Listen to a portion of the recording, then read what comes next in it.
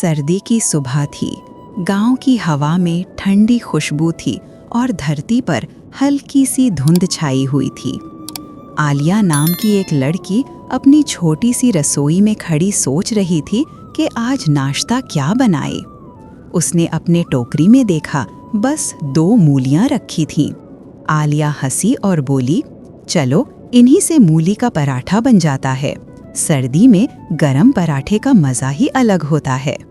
वो आहिस्ता आहिस्ता मूली को घिसने लगी। ठंडी हवा में उसके हाथ ठंडे हो रहे थे, पर उसका दिल गर्म था।